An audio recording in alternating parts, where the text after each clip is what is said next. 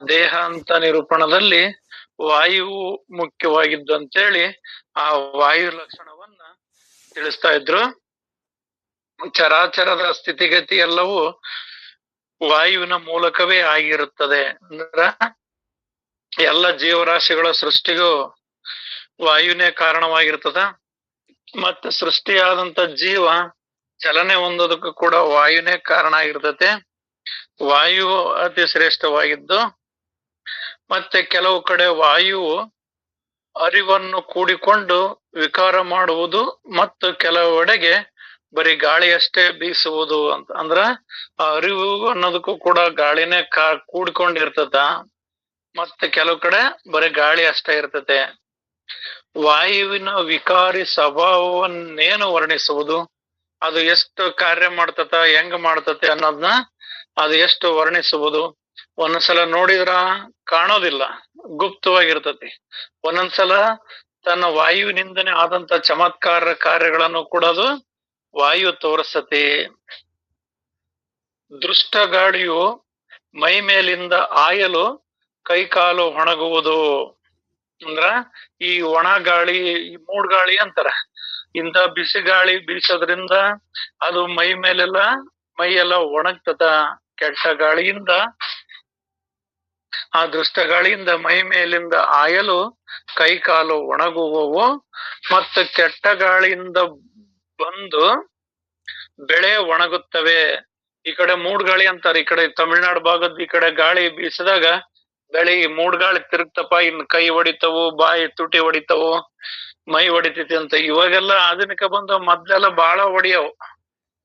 ಆ ರೀತಿ ಗಾಳಿ ಮೈಯನ್ನು ಒಣಗಿಸ್ತತ, ತುಟಿಯನ್ನು ಒಣಗಿಸ್ತತ, ಬೆಳೆಗಳನ್ನು ಕೂಡ ಒಣಗಿಸ್ತದ.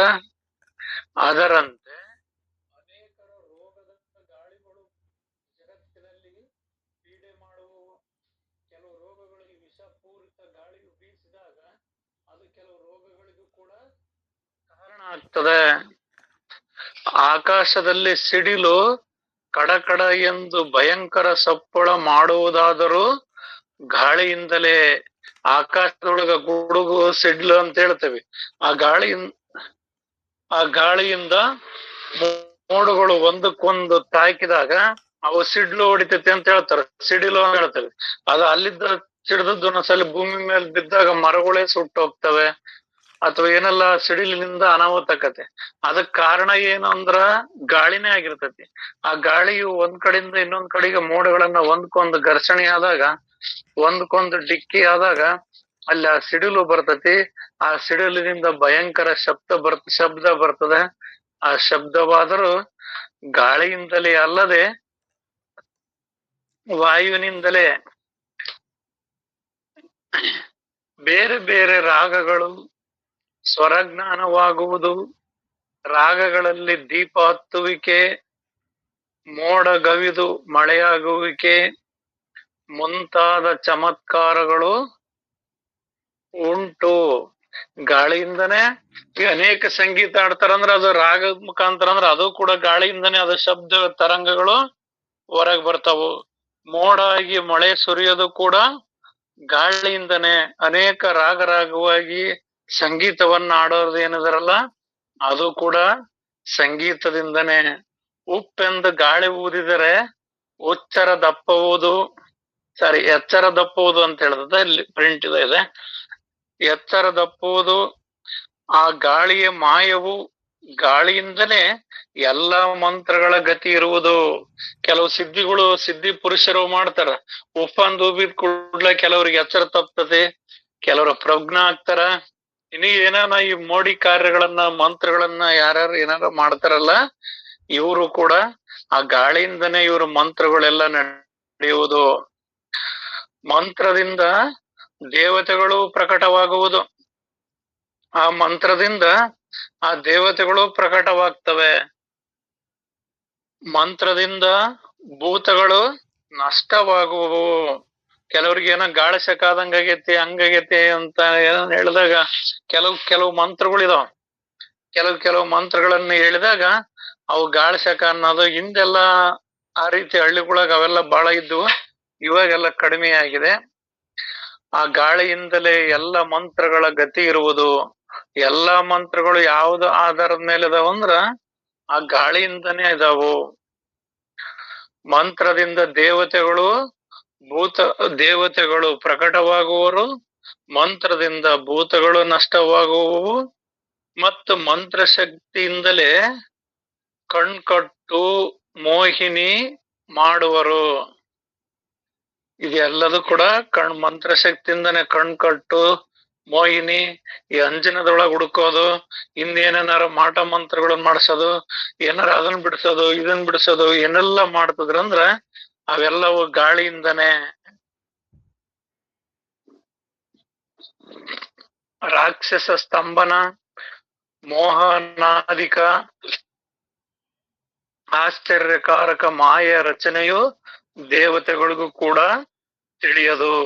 ಇದ್ರದ್ದು ಗಾಳಿ ಮಹಿಮೆ ಹೆಂಗೈತಿ, ಇದು ಎಷ್ಟೆಲ್ಲ ಕಾರ್ಯ ಮಾಡ್ತತಿ, ಯಾವ್ಯಾವ ರೂಪಗಳಿಂದ ಇದೆಲ್ಲ ಕಾರ್ಯ ಮಾಡ್ತತಿ ಅನ್ನೋದು ದೇವತೆಗಳಿಗೂ ಕೂಡ ತಿಳಿಯೋದು. ಆ ದೇವತೆಗಳು ಕೂಡ ಈ ಮಂತ್ರ ಹೇಳ್ದಂಗೆ ಕೇಳ್ತಾರ. ಒಂದ್ ವಿಚಾರದೊಳಗ ಮಾನವನೇ ದೊಡ್ಡನ ಅನ್ನೋದಕ್ಕ ಒಂದು ನುಡಿ ಹೇಳ್ತಾರ, ಜಗತ್ತು ದೈವದ ಅಧೀನ, ಜಗತ್ತು ದೈವದ ಅಧೀನ, ದೈವ ಮಂತ್ರದ ಅಧೀನ, ಮಂತ್ರ ನಮ್ಮ ಅಧೀನ, ಹಂಗ ಮಾನವನ ಅಧೀನ, ಮಂತ್ರ ಮಾನವನ ಅಧೀನ. ಇಲ್ಲಿ ಹೆಂಗ ಅಂತವಾಗಿ ತಗೊಂಡ್ ಹೋಗ್ತದಂದ್ರ, ಜಗತ್ತು ದೈವದ ಅಧೀನ, ದೈವ ಮಂತ್ರದ ಅಧೀನ, ಮಂತ್ರ ನಮ್ಮ ಅಧೀನ ಅಂದ್ಮೇಲೆ ಆ ಮಂತ್ರದಿಂದನೇ ಆ ದೇವತೆಗಳನ್ನು ರಾಕ್ಷಸರನ್ನು ಎಲ್ಲರನ್ನು ಕೂಡ ಆಟ ಆಡಿಸುವಂತ ಶಕ್ತಿ, ಅವೆಲ್ಲವುಗಳನ್ನ ಪಳಗಿಸುವಂತ ಶಕ್ತಿ ಮಾನವನಿಗೆ ಇರ್ತತಿ. ಆದ್ರಿಂದ ಮಾನವ ಜನ್ಮ ದೊಡ್ಡದು ಅಂತ, ದೇವತೆಗಳ ಜನ್ಮಕ್ಕಿಂತ ಮಾನವನ ಜನ್ಮ ದೊಡ್ಡದು ಅಂತ. ಯಾಕಂದ್ರೆ ಮಾನವನೇ ಸಾಯಜ್ಜ ಮುಕ್ತಿಯನ್ನು ಪಡೆಯೋದಕ್ ಸಾಧ್ಯ ಆಗ್ತದೆ, ಅದು ದೇವತೆಗಳಿಗೂ ಕೂಡ ಅದು ಸಾಧ್ಯ ಆಗೋದಿಲ್ಲ ಅನ್ನೋ ವಿಚಾರವನ್ನ ಮಹಾತ್ಮರು ತಿಳಿಸ್ತಾರ. ಆ ವಿದ್ಯೆಗಳಿಂದ ನೆಟ್ಟಗಿದ್ದವನನ್ನೇ ಹುಚ್ಚನಾಗಿ, ಹಾಗೂ ಹುಚ್ಚನನ್ನೇ ಜಾಣನಾಗಿ ಮಾಡುವ ಮುಂತಾದ ವಿಕಾರಗಳನ್ನ ಎಷ್ಟಂತರ ಹೇಳೋಣ. ಈ ಗಾಳಿಯಿಂದನೇ ಅಥವಾ ಈ ಮಂತ್ರದಿಂದನೇ ಜಾಣನ್ನ ಹುಚ್ಚನನ್ನಾಗಿ ಮಾಡ್ತಾರ, ಹುಚ್ಚನನ್ನ ಜಾಣನನ್ನಾಗಿ ಮಾಡ್ತಾರ. ಎಷ್ಟಂತರ ಹೇಳೋಣ ಈ ಗಾಳಿ ಮಹಿಮೆಯನ. ಇರಲಿ, ಮಂತ್ರದಲ್ಲಿ ದೇವತೆಗಳ ಯುದ್ಧ ಶಕ್ತಿ ಇರುವುದು. ಈ ಹಿಂದೆ ದೇವತೆಗಳು ಎಲ್ಲರೂ ಯುದ್ಧ ಮಾಡ್ತದಂದ್ರ ಒಂದೊಂದು ಅಸ್ತ್ರಕ್ಕ ಒಂದೊಂದು ಮಂತ್ರಗಳು ಇರ್ತದ. ಯಾವ ಮಂತ್ರವನ್ನ ಸ್ಫಟಿಸಿದ್ರ ಯಾವ ಆಯುಧ ನಮ್ ಕೈ ಬರ್ತತಿ ಅನ್ನೋದು ಅವರೆಲ್ಲ ತಿಳಿದಿರ್ತಾರೆ. ಆ ಮಂತ್ರಗಳಿಂದ ಆ ಯುದ್ಧವನ್ನ ಮಾಡೋದ ಮಂತ್ರ ಶಕ್ತಿಯಿಂದ. ಈ ಅನೇಕ ಯುದ್ಧಗಳನ್ನ ಬಾಣಗಳನ್ನೆಲ್ಲ ಬಿಡ್ತಾರಂದ್ರ ಅವ್ರ ಅಷ್ಟ್ ಬಾಣ ಬಿಟ್ರು ಇಷ್ಟ್ ಬಾಣ ಬಿಟ್ರು ಅಂತ ನಾವು ಮಹಾಭಾರತದೊಳಗಾಗ್ಲಿ ರಾಮಾಯಣದೊಳಗ್ ನೋಡ್ತೇವೆ. ಅವ್ರ ಅಷ್ಟಕ್ಕೊಂದ್ ಬಾಣ ಒತ್ಕೊಂಡ್ ಹೋಗಕ್ ಇನ್ನೊಂದ್ 10 ರಥ ಇದ್ರು ಸಾಲದೇ ಆಗಿರ್ತಾವ ಅವ್ರು ಬಿಟ್ಟಿರೋ ಬಾಣ ಲೆಕ್ಕ ಹಾಕಿದ್ರ. ಆದ್ರ ಬಾಣಗಳು ಆ ಮಂತ್ರ ಶಕ್ತಿಯಿಂದ ಕೆಲಸ ಮಾಡ್ತವು. ಈ ಕರ್ಣನು ಒಂದ್ಸರಿ ಆ ಬ್ರಹ್ಮಾಸ್ತ್ರವನ್ನ ಬಿಡಬೇಕು ಅಂದಾಗ, ಆ ಅರ್ಜುನನ ಮೇಲೆ ಪ್ರಯೋಗ ಮಾಡ್ಬೇಕಂದಾಗ ಅವನಿಗೆ ಆ ಮಂತ್ರ ನೆನಪಿಗೆ ಬರೋದಿಲ್ಲ. ಅದು ಒಂದು ಕರ್ಣನ ಶಾಪನ, ಆ ಪರಶುರಾಮನ ಶಾಪ ಆ ಕರ್ಣನಿಗೆ ತಟ್ಟಿರ್ತತಿ. ಆ ಮಂತ್ರ ಅವನಿಗೆ ಬರೋದಿಲ್ಲ, ಆ ಮಂತ್ರ ಪ್ರಾಪ್ತಿ ಆಗ್ಲಿಲ್ಲದಕ್ಕ ಅವನು ರಥ ಸಿಕ್ಕಂತತಿ, ಯುದ್ಧದಾಗ ಸತ್ತ ಅಂತ ಮಹಾಭಾರತದೊಳಗ್ ಬರ್ತತಿ. ಹಂಗ ಇಲ್ಲಿ ಯುದ್ಧ ಶಕ್ತಿ ಇರುವುದು ಆ ಮಂತ್ರಗಳಲ್ಲಿನೇ. ಆ ಮಂತ್ರಗಳಲ್ಲಿ ಅವ್ ಯಾವ್ಯಾವ ಅಸ್ತ್ರಗಳು ಬೇಕೋ ಆ ಅಸ್ತ್ರಗಳನ್ನ ಭಜಿಸಿ, ಆ ಮಂತ್ರಗಳನ್ನ ಭಜಿಸಿ ಆ ಶಸ್ತ್ರಾಸ್ತ್ರಗಳಿಂದ ಅವ್ರು ಯುದ್ಧವನ್ನು ಮಾಡ್ತಿದ್ರು. ಮಂತ್ರದಲ್ಲಿ ಋಷಿಗಳ ಪ್ರೇರಣೆ ಇರುವುದು. ಋಷಿಗಳು ಅನೇಕ ಮಂತ್ರಗಳಿಂದ ಅವ್ರು ಪ್ರೇರಣೆ ಇರ್ತೈತಿ. ಅವ್ರು ಇಂತಿಂತ ಮಂತ್ರ ಜಪಿಸಿದ್ರ ಇಂತಿಂತವ್ರು ವಶ ಆಗ್ತಾರ, ಇಂತಿಂತ ಜ್ಞಾನ ಪ್ರಾಪ್ತಿ ಆಗ್ತದೆ, ಇಂತಿಂತ ಧನ ಕನಕಾದಿಗಳು ಸಿದ್ಧಿ ಆಗ್ತವು. ಇವೆಲ್ಲವೂ ಮಂತ್ರದ ಶಕ್ತಿಯಿಂದನೇ ಅಂತ ಆ ಗುರುಗಳಿಗೆ ಅಥವಾ ಋಷಿಗಳಿಗೆ ಗೊತ್ತಿರ್ತತಿ. ಇಂಥ ಮಂತ್ರ ಶಕ್ತಿಯ ಮಹಿಮೆಯನ್ನು ಯಾರು ಬಲ್ಲರು? ಮಂತ್ರದಿಂದ ಪಕ್ಷಿಗಳನ್ನು ಹಿಡಿಯುವರು, ಮಂತ್ರದಿಂದ ಹಿಂಸಾ ಪಶುಗಳನ್ನು ಬಂಧಿಸುವರು, ಮಂತ್ರದಿಂದಲೇ ದೊಡ್ಡ ದೊಡ್ಡ ಹಾವುಗಳನ್ನು ನಿಲ್ಲಿಸುವರು, ಮತ್ತು ನಿಧಿಯನ್ನಾದರೂ ವಶಪಡಿಸಿಕೊಳ್ಳುವರು. ಇವೆಲ್ಲವೂ ಮಂತ್ರದಿಂದನೇ ಆಗ್ತದ. ಕೆಲವು ಪಕ್ಷಿಗಳು ನಡಿಯಕಂದ್ರ ಅವು ಕೈ ಸಿಗೋದಿಲ್ಲ. ಕೆಲವು ಮಂತ್ರಗಳಿಂದ ಅಥವಾ ಕೆಲವು ಶಬ್ದಗಳನ್ನ ಪಡಿಸೋದ್ರಿಂದ, ಕೆಲವು ಶಬ್ದಗಳನ್ನ ಮಾಡೋದ್ರಿಂದ ಪಕ್ಷಿಗಳು ಕೈ ಸಿಗ್ತವು. ಕೆಲವು ಪ್ರಾಣಿಗಳು ಕೂಡ ಅವನ್ನು ಕೂಡ ಬಂಧನದಾಗ ಇಡ್ತಾರೆ. ಯಾವ್ದ್ರಿಂದ? ಆ ಮಂತ್ರದಿಂದ. ಆ ಮಂತ್ರದಿಂದಲೇ ದೊಡ್ಡ ದೊಡ್ಡ ಹಾವುಗಳನ್ನ ನಿಲ್ಲಿಸುವರು. ಮತ್ತ ನಿಧಿಯನ್ನು ಹುಡುಕೋದಾದ್ರೂ ಕೂಡ ಆ ಮಂತ್ರಗಳಿಂದನೇ. ಗಾಳಿಯಲ್ಲಿ ಮೇಲೆ ವರ್ಣಿಸಿದ ಅನೇಕ ಶಕ್ತಿಗಳಿರುವಂತೆ ವಾಸನೆಯಾದರೂ ಅದರಲ್ಲಿ ಇರುತ್ತದೆಂದು ತಿಳಿಯಿರಿ. ಅಂದ್ರ ಇಲ್ಲಿ ಇಷ್ಟಕ್ಕಂದೆಲ್ಲ ಗಾಳಿ ಒಳಗಿರ್ತತಂದ್ರ, ಇಲ್ಲಿ ಶರೀರ ಸತ್ತು ಹೋದ್ಮೇಲೂ ಕೂಡ ಆ ಗಾಳಿಯಲ್ಲಿ ಈ ವಾಸನೆಗಳು ಇರ್ತದೆ ಅಂತ ತಿಳಿಯಿರಿ. ನೀವು ವಾಸನೆಗಳು ಸತ್ ಮೇಲೆ ಮುಗಿತ್ ಬಿಡು, ಎಲ್ಲಿ ಮುಗಿತ್ ಬಿಡು, ಸತ್ರ ಮುಗಿತ್ ಬಿಡು ಅಂತ ಅನ್ಕೊನೋದಲ್ಲ. ನೀವು ಸತ್ ಮೇಲೆ ಶರೀರ ಮರೆಯಾದ್ರೂ ಕೂಡ, ಶರೀರ ಸತ್ ಮೇಲೂ ಕೂಡ ಮಾಡಿರ್ತಕ್ಕಂತ ಪಾಪ ಪುಣ್ಯಗಳು ಆ ಉಸಿರಿನ ಮೂಲಕ ಪುನರ್ಜನ್ಮವನ್ನು ಪಡೆಯುತ್ತವೆ ಎಂದು ತಿಳಿಯಿರಿ. ಇಲ್ಲಿಗೆ ಪ್ರಶ್ನೆ ವಿವೇಚನೆಯಾಗಿ ಬದ್ಧನ ಜನ್ಮವು ಪ್ರತೀತಿಗೆ ಬಂದಿತು ಹಾಗೂ ಶ್ರೋತೃಗಳು ಇಂದಿನ ಪ್ರಶ್ನೆಯು ಬಿಟ್ಟಿತು. ಹಿಂದೆ ಅವ್ರ ಪ್ರಶ್ನೆ ಏನ್ ಕೇಳಿದ್ರಿ ಅಧ್ಯಾಯದೊಳಗೆ ಪ್ರಾರಂಭದಲ್ಲಿ? ಮನುಷ್ಯ ಸತ್ತೋದ್ಮೇಲೆ ಅಥವಾ ಅವನ ಅಗ್ನಿಗೆ ಎದಕಾಕಿ ಸುಟ್ಟ ಮೇಲೆ ಅಥವಾ ಸತ್ ಮೇಲೆ ಅವನ್ ಮಾಡಿರ್ತಕ್ಕಂತ ಪಾಪ ಪುಣ್ಯಗಳು ಯಾರು ತಗೊಂಡು ಹೋಗ್ತಾರೆ ಇನ್ನೊಂದ್ ಜನ್ಮಕ್ಕೆ ಅನ್ನುವ ಪ್ರಶ್ನೆಗೆ ಇಲ್ಲಿ ಉತ್ತರ ಏನ್ ಹೇಳ್ತತಿ? ಗಾಳಿಯಲ್ಲಿ ಉಸಿರು ಯಾವಾಗ ನಿಲ್ತತೋ ಆ ಗಾಳಿಯಲ್ಲಿ ಆ ಪ್ರಾಣದ ಜೊತೆಗೆ ಆ ವಾಸನೆಗಳಿಗೂ ಕೂಡ ಮುಂದಿನ ಜನ್ಮಕ್ಕೆ ಹೋಗ್ತವು. ಆ ಗಾಳಿಯಲ್ಲಿ ಇಂತೆಲ್ಲಾ ಶಕ್ತಿ ಇರ್ತತಿ. ಇಂತೆಲ್ಲಾ ಶಕ್ತಿ ಇರೋದ್ರಿಂದನೇ ಅದು ಈ ದೇಹದಾಗ ಮಾಡಿರ್ತಕ್ಕಂತ ಏನ್ ಇಚ್ಛೆ, ಬಯಕೆ, ಸಂಕಲ್ಪ, ವಿಕಲ್ಪಗಳು ಇವೆಲ್ಲವನ್ನು ಒಂದೂ ಬಿಡದಂಗ ಎಲ್ಲಾ ಕರ್ಮಗಳನ್ನು ತೆಗೆದುಕೊಂಡು ಅದು ಮುಂದಿನ ಜನ್ಮಕ್ಕೆ ಪ್ರಾಪ್ತಿ ಆಗ್ತತೆ. ಯಾವುದು? ಗಾಳಿ ಅಂದ್ರ ಮನಸ್ಸಂದ್ರ ಆ ಸೂಕ್ಷ್ಮ ಶರೀರದ ಮುಖಾಂತರ ಕರ್ಮಾನುಸಾರವಾಗಿ ಅಥವಾ ಇಚ್ಛಾನುಸಾರವಾಗಿ ಅವರಿಗೆ ಮುಂದಿನ ಜನ್ಮ ಪ್ರಾಪ್ತಿ ಆಗ್ತದ. ಯಾವುದು ಬಲವಾಗಿ ಸೂಕ್ಷ್ಮವಾಗಿ ಈ ಹೃದಯದಲ್ಲಿ ಯಾವುದು ಉಳಿದಿರ್ತದ, ಯಾವ ವಿಷಯ ವಾಸನೆ ಉಳಿದಿರ್ತತೋ ಆ ವಿಷಯ ವಾಸನೆಗಳಿಗೆ ಮುಂದಿನ ಜನ್ಮ ಹೋಗ್ತದೆ ಅನ್ನೋ ವಿಷಯವನ್ನ ಈ ವಿಚಾರದೊಳಗ ಇದ್ರೊಳಗ ತಿಳಿಸಿದ್ರಪ್ಪ. ಇನ್ನ ಮುಂದಿನ ವಿಷಯ ಇತಿದಾಸಬೋಧೆ ಗುರು ಶಿಷ್ಯ ಸಂವಾದ ನವಮ ದಶಕ ದೇಹಾಂತ ನಿರೂಪಣ ನಾಮ ಅಷ್ಟಮ ಸಮಾಸ ಮುಕ್ತಾಯ ಆಯ್ತು. ಇಲ್ಲಿ ಮುಂದಿಂದು ಸಂದೇಹ ನಿವಾರಣ ದಶಕ 9 ಸಮಾಸ 9 ಸಂದೇಹ ವಾರಣ ನುಡಿ. ಶ್ರೀ ಗುರುಭ್ಯೋ ನಮಃ. ನುಡಿ 1-9.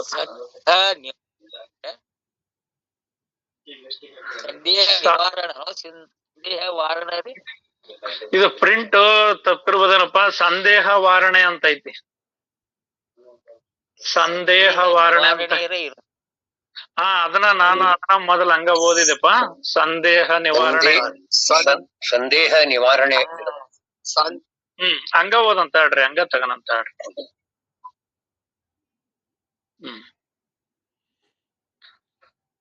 ಸಂದೇಹ ನಿವಾರಣೆ ನುಡಿ. ಶ್ರೀ ಗುರುಭ್ಯೋ ನಮಃ. ನುಡಿ 1-9. ಬ್ರಹ್ಮವನ್ನು ಬದಿಗೆ ಮಾಡಬೇಕೆಂದರೆ ಬದಿಗಾಗುವುದಿಲ್ಲ, ಅದನ್ನು ಸರಿಸಬೇಕೆಂದರೆ ಸರಿಯುವುದೂ ಇಲ್ಲ, ಮತ್ತು ಅದೇನು ಒಂದು ಕಡೆಗೆ ಜಾರಿ ಹೋಗುವುದೂ ಇಲ್ಲ. ಇದು ಬ್ರಹ್ಮ. ಇದು ಆ ಕಡೆಗೆ ಸರಿ, ಈ ಕಡೆಗೆ ಸರಿ, ಆ ಕಡೆಗೆ ಹೋಗು, ಈ ಕಡೆಗೆ ಹೋಗು ಅಂದ್ರೆ ಅದು ಎತ್ತಗೂ ಹೋಗುವಂತದ್ದು ಅಲ್ಲ, ಮತ್ತದು ಜಾರಿ ಹೋಗುವಂತದ್ದು ಅಲ್ಲ. ಹೇಳ್ರಿ ಅಪ್ಪಾಜಿ. ಆ ಕಡೆಗೆ ಜಾರಿ ಹೋಗುವಂತದ್ದು ಅಲ್ಲ. ಪೂರ್ಣ ಇರುವಂತ ವಸ್ತು ಅಲ್ರಿ ಹೌದ್ರಿ ಅಪ್ಪಾಜಿ. ಹೌದು. ಅಣು ಮಾತ್ರ ಇಲ್ಲದ ಅಂತಾರ. ಹ್ಞೂನ್ರಪ್ಪ.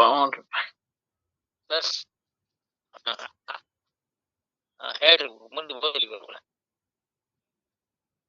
ಬ್ರಹ್ಮ ಒಂದ್ ಕಡೆಯಿಂದ ಇನ್ನೊಂದ್ ಕಡೆಗೆ ಸರಿಯುವುದು ಅಲ್ಲ, ಒಂದ್ ಕಡೆಗೆ ಜಾರುವುದು ಅಲ್ಲ, ಆ ಬ್ರಹ್ಮನನ್ನು ಒಡೆಯಬೇಕೆಂದರೆ ಅದು ಒಡೆಯುವುದಲ್ಲ.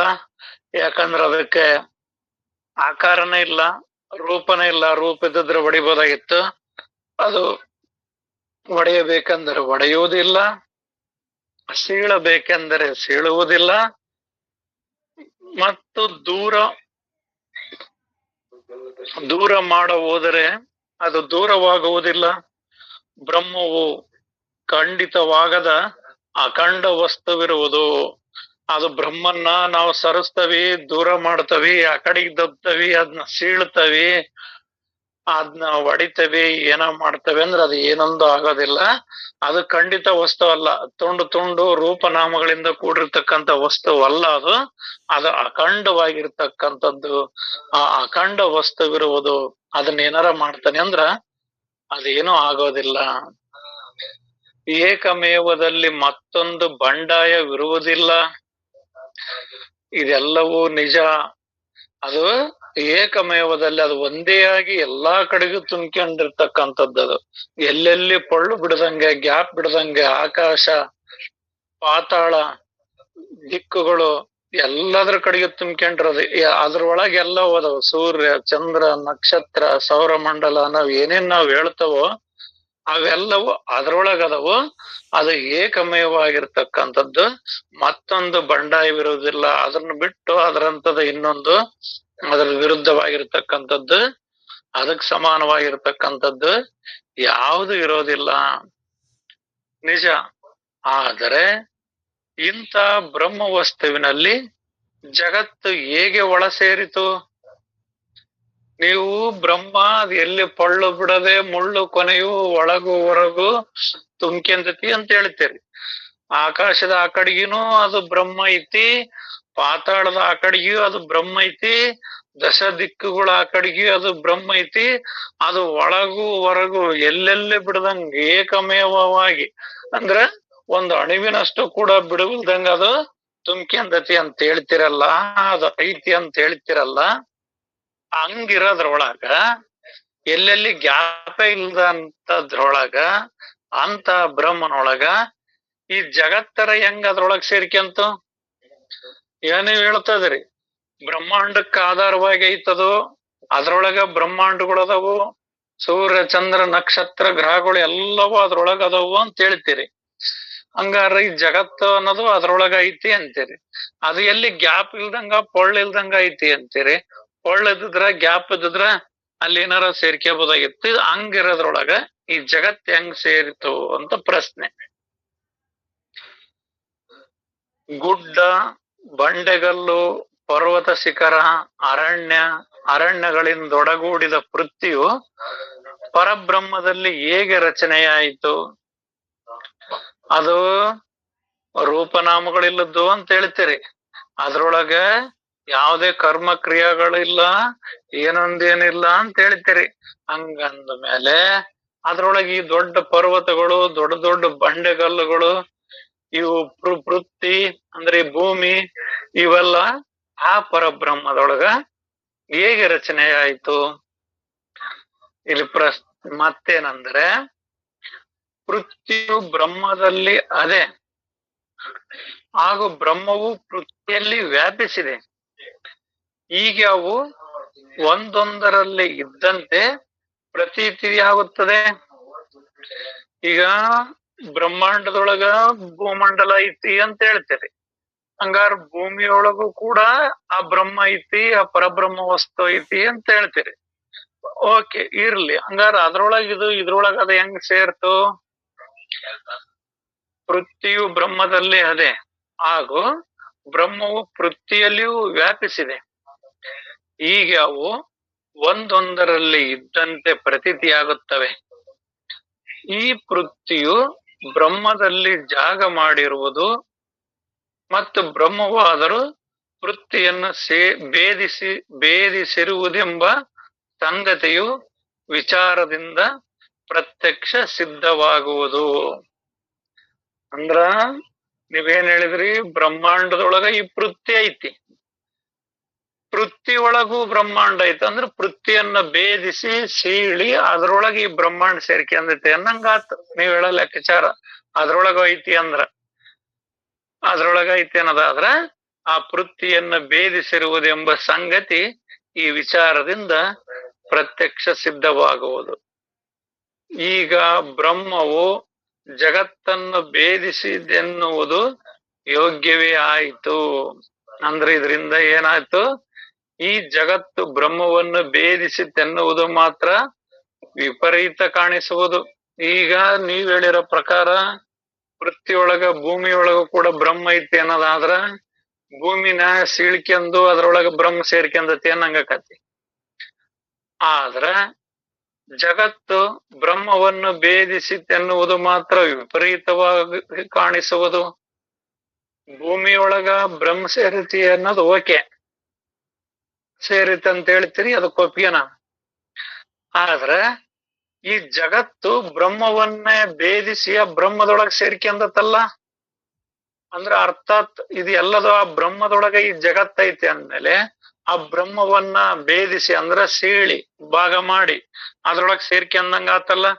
ಇಲ್ಲಿ ಭೂಮಿ ಒಳಗ ಬ್ರಹ್ಮ ಐತಿ ಅನ್ನೋದಾದ್ರ ಆ ಭೂಮಿ, ಪರ್ವತ, ಶಿಖರ, ಸೂರ್ಯ, ಚಂದ್ರ, ನಕ್ಷತ್ರ ಎಲ್ಲವೂ ಕೂಡ ಆ ಬ್ರಹ್ಮನನ್ನೇ ಭೇದಿಸಿ ಅದ್ರೊಳಗ ಸೇರ್ಕೆಂದಂಗ ಆತಲ್ಲ. ಹಂಗಾರ ಇದು ಭೇದಿಸಿ ಅದ್ರೊಳಗ ಸೇರ್ಕೆಂತತೆ ಅಂದ್ರೆ ಯಾಕೋ ಇದು ವಿಪರೀತ ಕಾಣ್ತದಪ್ಪ. ಅಂದ್ರೆ ಇಲ್ಲಿ ಸಂಶಯಗಳನ್ನ, ಅಭಿಪ್ರಾಯಗಳನ್ನ ತಿಳಿಸ್ಕೊಂತ ಹೋಗಿದ್ದಾರೆ. ಜಗತ್ತು ಬ್ರಹ್ಮವನ್ನು ಭೇದಿಸಿತೆನ್ನುವುದು ಮಾತ್ರ ವಿಪರೀತ ಕಾಣಿಸುವುದು. ಪೃಥ್ವಿಯೇನೋ ಬ್ರಹ್ಮವನ್ನು ಭೇದಿಸಿಲ್ಲವೆಂದು ಅನ್ನಲಿಕ್ಕೂ ಬಾರದು. ಅಲ್ಲಪ್ಪ, ಪೃಥ್ವಿಯನ್ ಬ್ರಹ್ಮವನ್ನು ಭೇದಿಸಿ ಅದ್ರೊಳಗೆ ಸೇರ್ಕೆಂದತಿ ಏನು ಅಂತ ಹಂಗೂ ಅನ್ನಕ್ಕಾಗೋದಿಲ್ಲ. ಯಾಕೆಂದ್ರೆ ಜಗತ್ತು ಬ್ರಹ್ಮದಲ್ಲಿ ಕದ್ದು ಮುಚ್ಚಿ ಇರದೆ ಎಲ್ಲರಿಗೂ ಅನುಭವದಿಂದ ಗೋಚರಿಸುತ್ತಿರುವುದು. ಇದು ಹೇಗೆ ಆಯಿತು? ಇಲ್ಲಿ ಈ ಬ್ರಹ್ಮದೊಳಗ ಈ ಜಗತ್ತು ಏನೇನ್ ನಮ್ ಕಣ್ಣಿಗೆ ಕಾಣ್ತತೋ, ಪರ್ವತ, ಕಲ್ಲು ಬಂಡೆಗಳು, ಜೀವರಾಶಿಗಳು, ಈ ಭೂಮಿ, ಈ ಪಂಚಭೂತಗಳು, ಭೂಮಿ, ಅಗ್ನಿ, ವಾಯು, ಆಕಾಶ, ಇವೇನೇನೆಲ್ಲ ಹೇಳ್ತಾವಲ್ಲ, ಮತ್ತೆ ಹಂಗಾರ ಇವೆಲ್ಲವೂ ಬ್ರಹ್ಮವನ್ನ ಭೇದಿಸಿಲ್ಲವೆಂದು ಅನ್ನಲಿಕ್ಕೆ ಬರಲ್ಲ. ಹಂಗಾರ ಇವು ಭೇದಿಸ್ಕೊಂಡ ಅದಾವು. ಅಂದ್ರ ಬ್ರಹ್ಮವನ್ನ ಭೇದಿಸಿ ಅದ್ರೊಳಗೆ ಇವು ಎಲ್ಲವೂ ಸೇರ್ಕೊಂಡವು. ಪೃಥ್ವಿ ಒಂದ ಸೇರ್ಕೊಂಡತಿ ಅಂತ ಹೆಂಗ್ ಹೇಳ್ತಿರೋ ಹಂಗ ಎಲ್ಲವೂ ಕೂಡ ಆ ಬ್ರಹ್ಮದೊಳಗೆ ಅದಾವಲ್ಲ. ಯಾಕೆಂದ್ರೆ ಜಗತ್ತು ಬ್ರಹ್ಮದಲ್ಲಿ ಕದ್ದು ಮುಚ್ಚಿ ಇರದೆ ಎಲ್ಲರಿಗೂ ತೋರ್ತತಿ. ಹೌದು, ಅವೇನು ಪಂಚಭೂತಗಳೇನು ಕದ್ದು ಮುಚ್ಚಿ ಏನಿಲ್ಲ, ಎಲ್ಲರಿಗೂ ಕಾಣತತಿ. ಗಾಳಿ ಕಾಣೋದು ಸ್ವಲ್ಪ ಕಷ್ಟ ಆದ್ರೂ ಕೂಡ ಅದರ ಸ್ಪರ್ಶದಿಂದ, ಅದರ ಕ್ರಿಯೆಗಳಿಂದ ಗಾಳಿ ಐತಿ ಅನ್ನೋದು ನಮಗ್ ಗೊತ್ತಾಗ್ತದೆ. ಮಣ್ಣಿನೇನ್ ಎಲ್ಲರಿಗೂ ಸುಲಭವಾಗಿ ಕಾಣ್ತತಿ. ಇನ್ನು ಬೆಂಕಿ ಉರಿಬೇಕಾದ್ರ ಬೆಂಕಿನೂ ಇನ್ನು ಆ ನೀರುನು ಎಲ್ಲರಿಗೂ ಕಾಣ್ತತಿ. ಆ ಗಾಳಿ ಒಂದು ಕಾಣೋದು ಸ್ವಲ್ಪ ಕಡಿಮೆ ಆದ್ರೂ ಕೂಡ ಅದು ಐತಿ ಅನ್ನೋದು ಎಲ್ಲರಿಗೂ ಖಚಿತನೇ ಆಕತಿ. ಮತ್ತೆ ಇವೆಲ್ಲವೂ ಆಕಾಶನೇನ್ ಕಾಣತಕ್ಕಂಥದ್ದ ವಸ್ತು ಎಲ್ಲರಿಗೂ. ಇವು ಎಲ್ಲವೂ ಅದಾವಲ್ಲ, ಈ ಬ್ರಹ್ಮದೊಳಗ ಅದಾವಲ್ಲ, ಇವೇನ್ ಕದ್ದಿ ಮುಚ್ಚಿ ಇಲ್ಲ. ಇವು ಎಲ್ಲದವು ಬ್ರಹ್ಮದೊಳಗೆ ಅದಾವು, ಬ್ರಹ್ಮಾಂಡದೊಳಗೆ ಅದಾವು, ಎಲ್ಲವೂ ಕೂಡ ಬ್ರಹ್ಮಾಂಡದೊಳಗೆ ಅದಾವು. ಕದ್ದು ಮುಚ್ಚಿರದ ಎಲ್ಲರಿಗೂ ಅನುಭವದಿಂದ ಗೋಚರಿಸುತ್ತಿರುವುದು. ಇದು ಹೇಗೆ ಆಯಿತು? ಈ ಜಟಿಲ ಸಮಸ್ಯೆಯನ್ನು ವಿಚಾರ ಮಾಡಿ ತಿಳಿಸಿರಿ ಎಂದು ಶ್ರೋತೃತಾರನ ಸಂಶಯವನ್ನು ಕೇಳಿದನು. ಅಂದ್ರಲ್ಲಿ ಇವನೇನ್ ಪ್ರಶ್ನೆ ಕೇಳ್ತಾನ?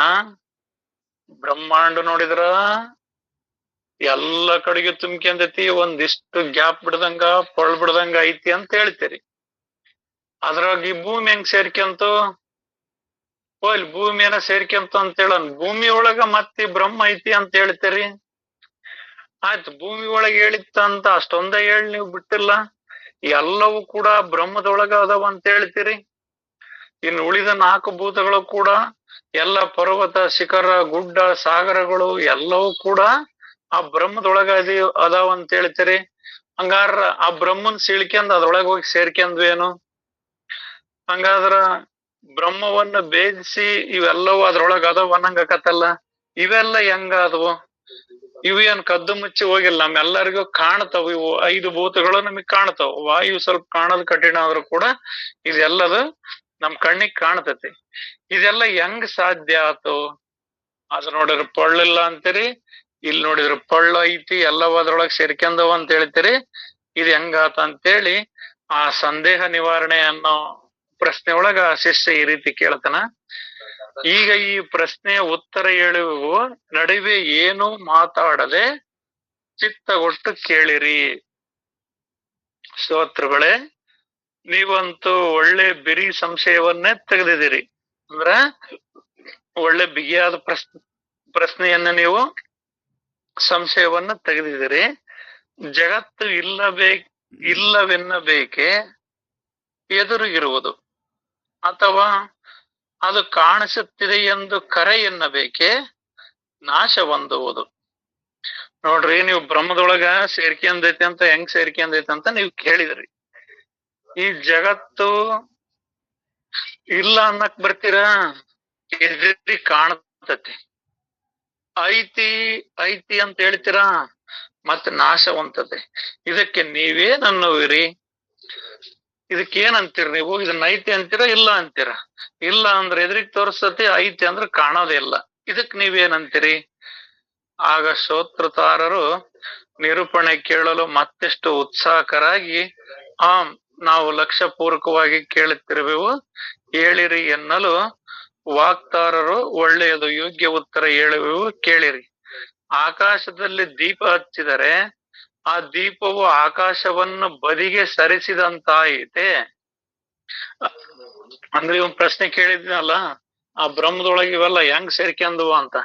ಅದಕ್ಕೆ ಒಂದು ಉದಾಹರಣೆ ಕೊಡ್ತಾರ. ಈಗ ದೀಪ ಇರೋದಿಲ್ಲ, ನೀವೊಂದ್ ದೀಪ ಹಚ್ಚಿದ್ರಿ. ದೀಪ ಹಚ್ಚಿದ ಕೂಡ್ಲ ಆಕಾಶ ಏನು ಆ ಬೈಲನ್ನೇನ್ ನೀವೇನ್ರ ಸೈಡ್ ದಬ್ದಂಗಾತ? ಅಥವಾ ದೀಪ ಏನಾರ ಅದನ್ನೆಲ್ಲ ಸೈಡಿಗೆ ದಬ್ಬಿ ತಾನೊಂದೇ ಉರಿತೈತ ತನಗ್ ಜಾಗ ಬೇಕು ಅಂತ? ಇದು ಅಶಕ್ಯವೆಂದು ತಿಳಿಯಿರಿ. ದೀಪವಷ್ಟೇ ಏಕೆ, ಆಪ, ತೇಜ, ವಾಯು ಇವುಗಳಾದರೂ ಆಕಾಶವನ್ನು ಹಿಮ್ಮೆಟ್ಟಿಸಲಾರವು. ನಿಬಿಡವಾದ ಆಕಾಶವು ಚಲನೆ ಹೊಂದುವುದಾದರೂ ಹೇಗೆ? ನೀವ್ ಹೇಳ್ದಂಗೆ ಆಕಾಶ ಸರಿಯದು ಇಲ್ಲ. ಅದು ಇದು ಪೃಥ್ವಿ ಸೃಷ್ಟಿ ಮಾಡ್ತು, ಪೃಥ್ವಿ ಬಂತಂತ ಪೃಥ್ವಿಗೂ ಜಾಗ ಕೊಟ್ಟು ಅದು ಸೈಡ್ಗೆ ಹೋಗಿಲ್ಲ. ನೀವು ದೀಪ ಹಚ್ಚಿದೇವ ಅಂದ್ ಕೂಡ್ಲ ದೀಪ ಉರಿಯಕ್ ಜಾಗ ಬೇಕು ಅಂತ ಆಕಾಶ ಸೈಡ್ಗೆ ಹೋಗಿಲ್ಲ. ನೀವ್ ಏನಾರ ಬಿಲ್ಡಿಂಗ್ ಕಟ್ತೀರಿ, ಮಠ ಕಟ್ತೀರಿ, ಇನ್ನೊಂದ್ ಏನಾರ ಮಾಡ್ತೀರಿ ಅಂದ್ರ ಅದ್ ಯಾವ್ದು ಸೈಡ್ಗೆ ಹೋಗಿಲ್ಲ. ಅವನ್ ಯಾವ ಹಿಂದಕ್ಕೆ ಸರಿಸಿ ಇಲ್ಲ, ಎಲ್ಲವೂ ಅದ್ರೊಳಗೆ ಅದಾವು. ಆ ನಿಬಿಡವಾದ ಆಕಾಶ ಅಂದ್ರ ಆ ಬಯಲು ಎಲ್ಲಿಲ್ಲ, ಎಲ್ಲ ತಗೋ ಬಯಲೈತಿ. ಆ ಬಯಲು ಏನಾರ ಮಠ ಕಟ್ಟಿದ್ರೆ ಏನ್ ಬಯಲೇನ್ ಅಲ್ಲೇನ್ ಮಾಯ ಆತೇನೋ? ಮಾಯ ಆಗ್ಲಿಲ್ಲ. ಅದ್ರೊಳಗೂ ಬಯಲೈತಿ, ಅದ್ರ ಹೊರಗೂ ಬಯಲೈತಿ. ಮತ್ ನಾವ್ ಇಲ್ಲಿ ಏನೋ ಒಂದ್ ಕಾರ್ಯ ಮಾಡ್ತಾವಂದ್ರು ಅದ್ರೊಳಗೂ ಬಯಲೈತಿ, ಹೊರಗೂ ಬಯಲೈತಿ. ನಮ್ ದೇಹ ಸೃಷ್ಟಿ ಆಗೈತಿ ಅಂತಂದ್ರ ದೇಹದ ಒಳಗೂ ಬಯಲೈತಿ, ದೇಹದ ಹೊರಗೂ ಬಯಲೈತಿ. ಇದು ಎಲ್ಲದ್ರೊಳಗೂ ಏಕವಾಗೈತಿ. ಈ ಆಕಾಶವು ಚಲನೆ ಹೊಂದುವುದಾದರೆ ಹೇಗೆ? ಈ ರೀತಿಯಾಗಿ ಎಲ್ಲದ್ರೊಳಗ ಅದು ಏಕತ್ವಾಗೈತಿ, ಅದ್ರ ಚಲನೆ ಹೊಂದಕ್ ಬರೋದಿಲ್ಲ. ನೀವ್ ಅದ ಹಂಗ್ ಸರಿತೇನು, ಹಿಂಗ್ ಸರಿತೇನು? ಗ್ರಹಗಳು ಎಲ್ಲವೂ ಸೂರ್ಯನನ್ನ ಸುತ್ತದವ ಅಂದ ತಕ್ಷಣ ಅದಕ್ಕೆ ಆಕಾಶ ಸರ್ಕಂತೇನು ಅಂದ್ರ ಅದ ಆಕಾಶ ಸರಿಯೋದು ಇಲ್ಲ, ಅದು ಏನು ಇಲ್ಲ. ಅದು ಬಯಲು ಸ್ವರೂಪ ಐತಿ. ಅವೆಲ್ಲವಕ್ಕೂ ಕೂಡ ಅದು ಆಧಾರವಾಗೈತಿ. ನಾವು ದೀಪ ಹಚ್ಚಿದ ಕೂಡ್ಲ ಬಯಲ್ ಸರಿತೇನ ಅನ್ಕಂದ್ರ ಬಯಲ್ ಸರಿಯೋದಿಲ್ಲ. ನಾವ್ ಮನೆ ಕಟ್ಟಿದ ತಕ್ಷಣ ಬಯಲ್ ಸರಿತಂದ್ರೆ ಏನ್ ಬಯಲ್ ಸರಿದಿಲ್ಲ, ಅದು ಜಾರಿ ಇಲ್ಲ, ಅದು ಏನಾಗಿಲ್ಲ. ನೀನ್ ಏನೆಲ್ಲ ಕಾರ್ಯಕಲಾಪಗಳನ್ನ ಮಾಡಿದ್ರು ಕೂಡ ಅದೆಲ್ಲದಕ್ಕೂ ಅದು ಆಧಾರವಾಗಿ ಆ ಬಯಲು ಅನ್ನೋದು, ಆ ಆಕಾಶ ಅನ್ನೋದು ಹಂಗೆ ಐತಿ, ಇರ್ತತಿ ಅನ್ನೋ ವಿಚಾರವನ್ನ ಇಲ್ಲಿ ತಿಳಿಸ್ತಾರಪ್ಪ. ಇನ್ನು ಉಳಿದ ಭಾಗವನ್ನ ಮತ್ತೆ ನಾಳೆ ನೋಡಣ್ರಪ್ಪ. ಎಲ್ಲರಿಗೂ